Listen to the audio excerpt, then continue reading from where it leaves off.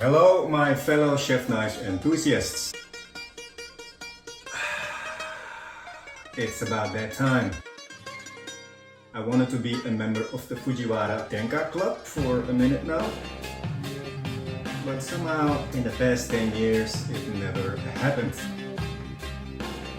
There was always another knife that caught my attention first, or I did not have funds to get one, and when I did have funds, they were not available and sold out everywhere. But finally here it is, the Teruyasu Fujiwara Nakiri Denka. Welcome my friends.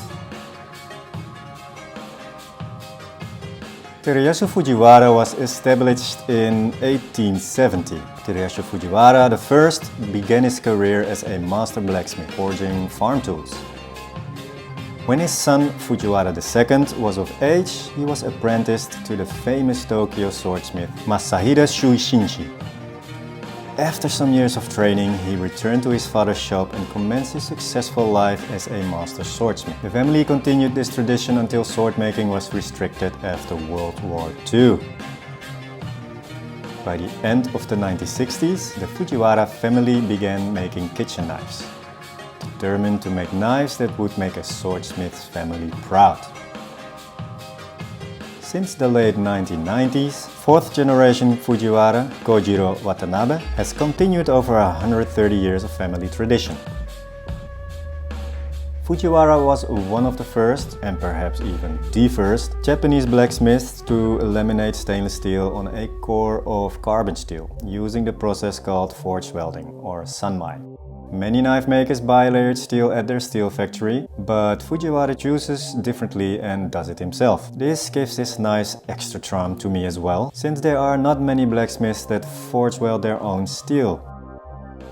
I like to believe there is more of the soul of the blacksmith in the knives if a blacksmith forges his own steel. At the same time, we have to realize that the price of a knife will be higher, because there are extra steps involved in the process when a blacksmith makes everything from scratch himself. The advantage of using a sanmai construction of 3-layer steel is that the high carbon steel core is protected with a stainless steel on the outside. This way the knife will need less maintenance than a full carbon steel knife, so you don't have to baby it. Stainless clad carbon steel knives are super popular these days because of the relative ease of maintenance without sacrificing much of the performance. So whoever did this sanmai technique first inspired a lot of other blacksmiths to use the same technique when making knives.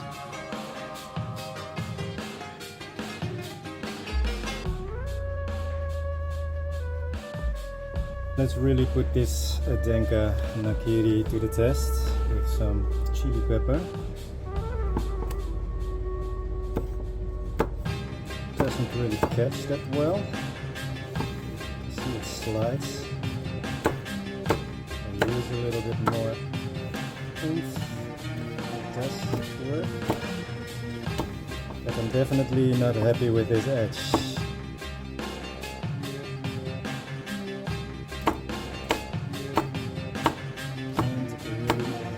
The skin of the chili pepper yet. I really have to put this Denka on the stones. This is unacceptable. I put a nice crisp koba on the edge. Let's see how it performs now. There you go.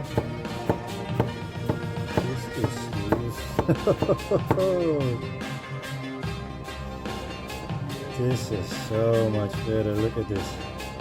I'm not using any power here. It's all just the edge doing the job.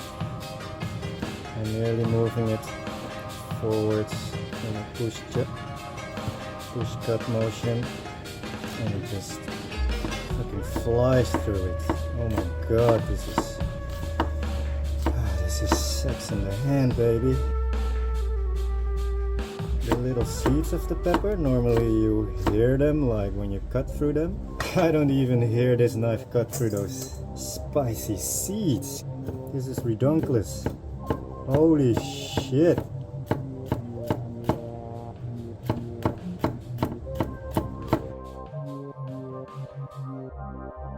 Damn it, Teruyasu Fujiwara, my man.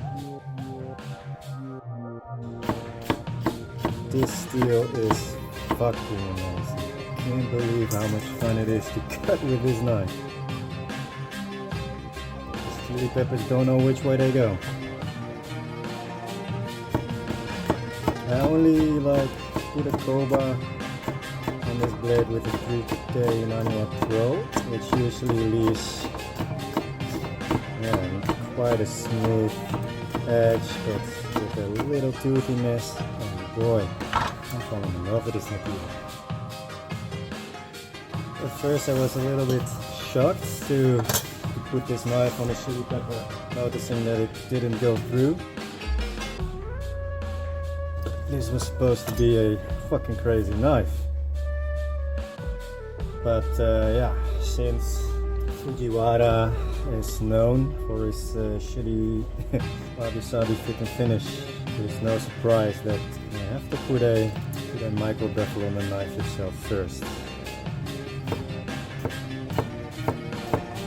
Oh my god.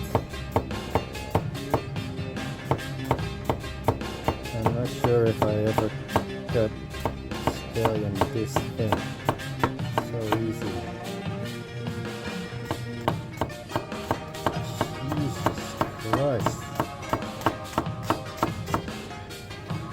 There's almost no moist on the cutting board as well. That's how you know a knife is sharp. Okay, so scallions, no problem. Let's see how it deals with the shallot.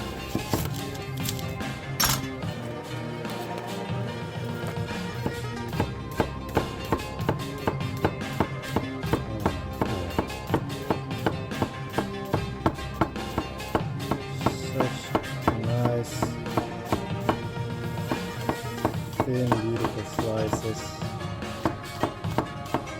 Since the blade is so sharp, you don't really mess up the texture and the structure of this shallot. It's going to be so delicious. All the flavor, the texture remains.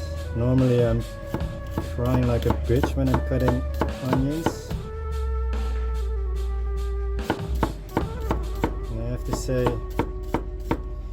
I'm not trying as much as I used to, because when you cut onions with a razor sharp knife, there's not a lot of moist coming out of it. The cutting board is pretty much dry, you know, it doesn't spray into your eyes. It makes me less emotional cutting them. And of course there's nothing wrong with crying. Men cry too. But yeah, in this case I'm happy to keep it more or less dry. I mean, this is the second big shallot I'm cutting.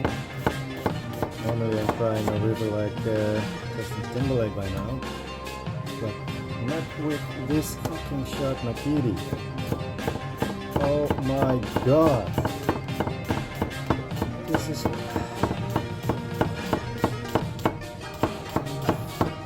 hell. Crazy sharp. Lord have mercy. Let me try one more scallion, I guess. Just for fun. I'm gonna be sad when I'm done with my mise en place. I wanna keep cutting with this thing. Almighty. There's no chance you're gonna get accordion cuts with this knife, because it just... the profile is so nice and flat. The steel is so hard. Put a really nice crowbar on this blade, nothing stands a chance. Okay, two more. Sorry guys, I can't resist. This is just too much fun.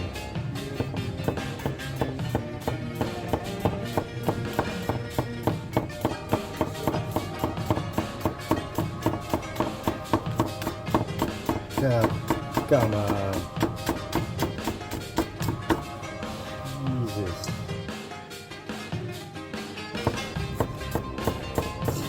As some of you know, I have quite a few Nakiris in my collection. Yes, of course, the mega long 400mm Unreal Nakiri. but I have many more Nakiris, all from crazy good makers, like from the likes of Takeda, Takamura, Kurosaki.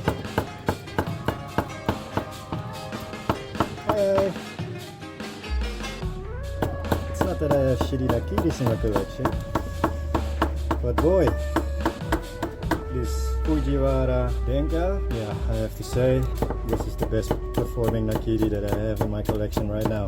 I think that's a safe statement to make. I mean, it's not like there's a huge difference between the performance of this Nakiri Denka, let's say, with the Takamura or the Takeda. It's just, it's hard to explain. But this knife feels like it's just born to do this. I mean, this is the first time I'm using this knife. I'm pretty much bonding with it right away. There's nothing that I really need to get used to or adjust to. Because that's like, I've been cutting with it for a while already. And every fucking cut is just, I mean, unless I fuck up myself, every cut is just perfect. It doesn't skip a beat. We all know that sweet potato is quite dense and hard. Let's see how this Denka Nakiri handles a sweet potato. No problem. Yeah, there's no problem cutting through this dense sweet potato. The only thing is that the food release is not good. Sweet potato definitely sticks to the blade. But yeah, that basically happens to a lot of knives. But I'm really happy with the way it just glides through this dense sweet potato with no problem. It doesn't wedge. Very clean cuts. Good stuff. Next question is, will it chop?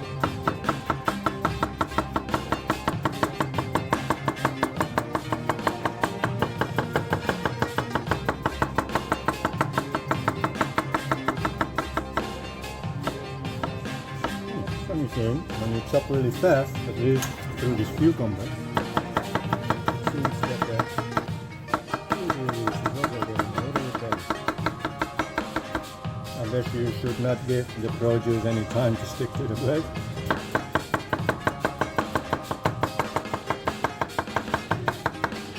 I like how this chops through these cucumbers. And again, even though I'm chopping and not like push cutting,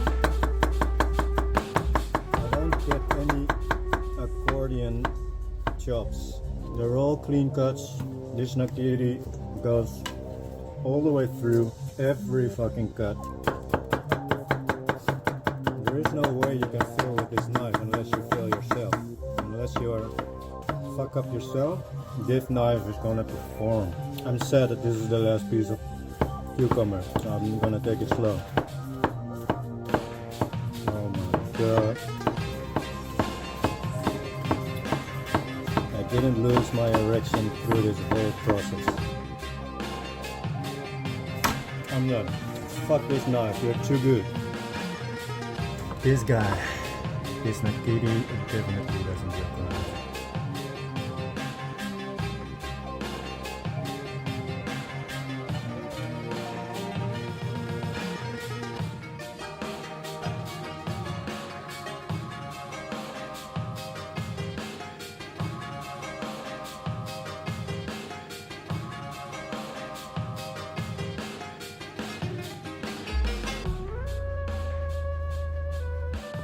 I should not forget to mention that Bones Genovese sold me this knife very recently for the old price. As some of you may know, many knife makers raised their prices recently, and Fujiwara knives also went up a whopping 40% in price. So I was very lucky to get this great deal from Bonds, and better yet, not only did he sell this Denka Nakiri at the old price, he also threw in this cute little teddy for free.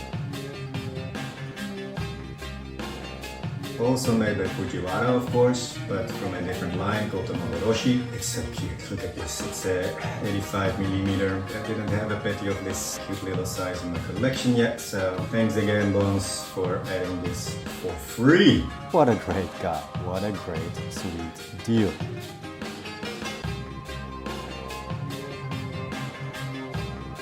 The Fujiwara Denka series is probably one of the most iconic lines of Japanese chef knives. The thin sanmai blade is constructed out of 3 layers, stainless on the outside and a core of the high-end traditional awagami super steel. I know quite a few people that have a Fujiwara Denka in their collection, and although opinions can wildly differ, most of them are really happy with the Denka knives. What makes Fujiwara knives controversial is that his knives are infamous for their fit and finish, or better yet, their lack of fit and finish. Especially his Yo handled knives, Western handled knives, often seem to have very unsatisfying, undesirable and underwhelming fit and finish.